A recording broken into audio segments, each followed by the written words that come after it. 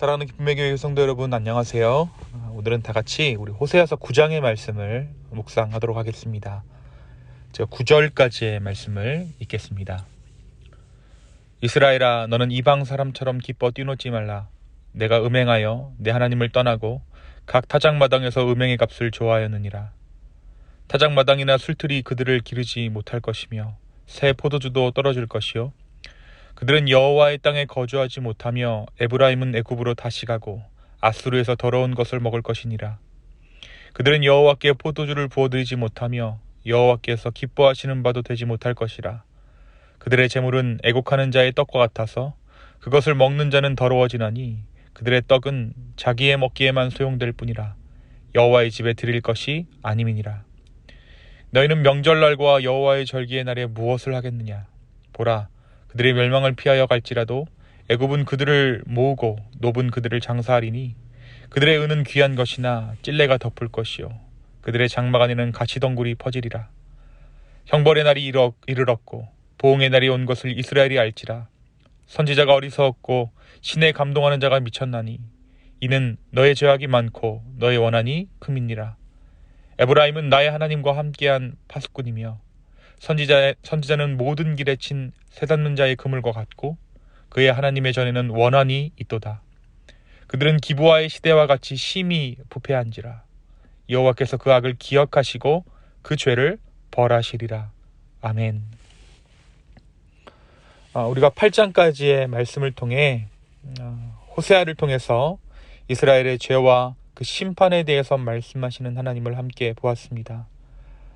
앞장에 이어서 오늘 본문도 이스라엘의 죄와 그 죄에 대한 하나님의 심판을 경고하고 있습니다. 먼저 하나님께서는 오늘 말씀 9장에서 그들의 방탕함과 그들의 음행에 대해 말씀하고 계십니다. 그들은 추수에 대한 감사를 빌미로 술에 취해 비틀거리며 음란한 제사로 그들의 몸을 더럽혔습니다. 하나님께서는 이러한 이스라엘의 방탕함에 대해서 반드시 대가가 따를 것이다 라고 오늘 말씀을 통해 선언하고 계십니다. 타작마당이나 술틀이 그들을 기르지 못할 것이다. 새 포도주도 떨어져 버릴 것이다. 그들은 하나님의 땅에, 내 땅에 거주하지 못하고 에브라임은 애굽으로 다시 가고 아수르에서 더러운 것을 먹게 될 것이다.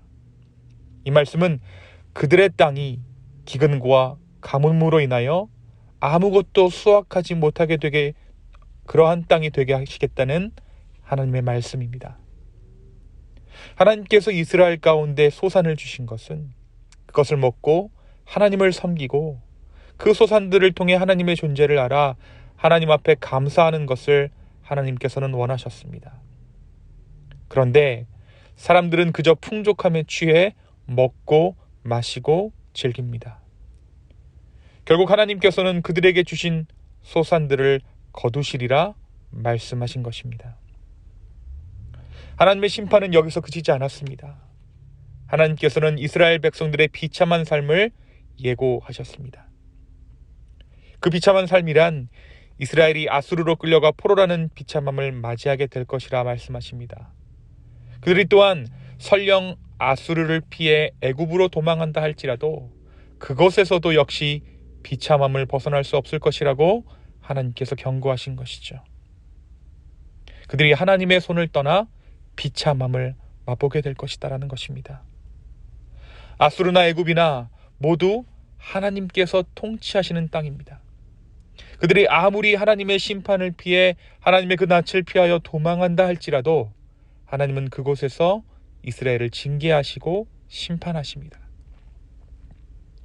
그들이 다시 애굽에 들어가 이방 민족 틈에 숨어 그곳은 하나님이 없는 곳이기에 안전하다라고 생각하면서 어리석게도 애굽을 피난처 삼을 수 있겠지만 하나님의 손이 미치지 못할 곳은 없기 때문입니다. 반대로 생각해서 하나님의 손이 미치지 못할 곳이 없었기 때문에 그들은 출애굽할 수 있었습니다.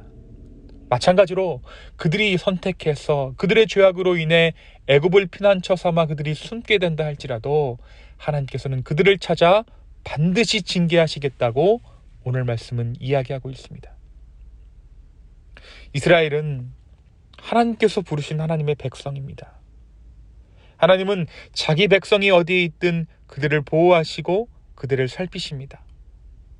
마찬가지로 그들이 죄악 가운데 있을 때 하나님은 그들을 심판하십니다. 그것이 애굽이든 그것이 아수르든 하나님은 그들을 찾아내십니다. 다른 이유가 아닌 바로 그들이 하나님의 백성 되었기 때문입니다. 하나님께서는 이어지는 말씀을 통해서 이스라엘이 황폐해져 어떠한 소산도 거둘 수 없는 황무지가 될 것임을 말씀하십니다. 그들의 영적인 음란함과 패역함이 그 땅을 황폐하게 한 것입니다. 소산이 없기에 그들은 제사를 드릴 수 없게 되었습니다. 하나님께서 주신 축복을 오히려 죄의 도구로 삼은 이스라엘에게 하나님께서는 그 근원 자체를 거두어 버리신 것입니다. 사랑하는 성도 여러분, 오늘 말씀 우리에게 무엇을 말해주고 있을까요? 흥청망청 먹고 마시며 즐겼던 이스라엘은 하나님 앞에서 절제하여 근신해야 했습니다. 그 모든 소산이 자신들의 소유가 아니라 하나님께로 왔음을 알아 겸손히 행해야 했던 것입니다. 오늘날 우리는 풍족한 시대에 살고 있습니다. 우리의 삶 가운데서도 하나님께서는 많은 축복들을 부어주셨습니다. 일용할 양식을 주셨고 경제적으로 윤택함을 허락받은 사람들도 있습니다. 이제 하나님께서 허락하신 이 축복들을 어떻게 다룰 것인가에 대한 부분이 바로 오늘 내가 하나님을 인정하는가 인정하지 않는가를 말해주고 있습니다. 사람들은 배가 부르고 삶이 윤택해지면 죄의 유혹에 너무 쉽게 빠져들게 됩니다. 그 축복의 근원이 하나님이라는 사실을 잊은 채 자신의 쾌락을 위해 하나님께서 주신 것들을 남용합니다.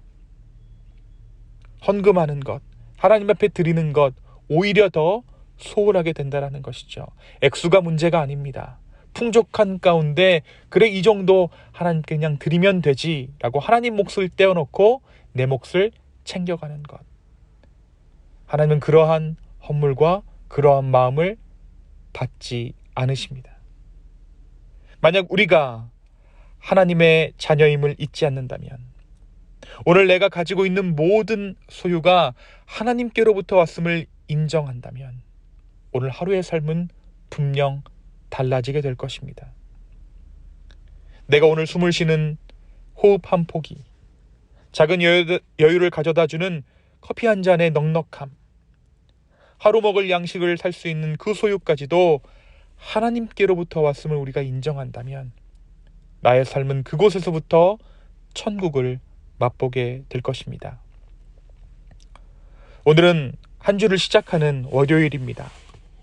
이번 한 주간 내 삶에 부어주신 하나님의 축복들을 헤아릴 수 있는, 그래서 그 축복들을 감사할 수 있는 우리가 되기를 소망합니다.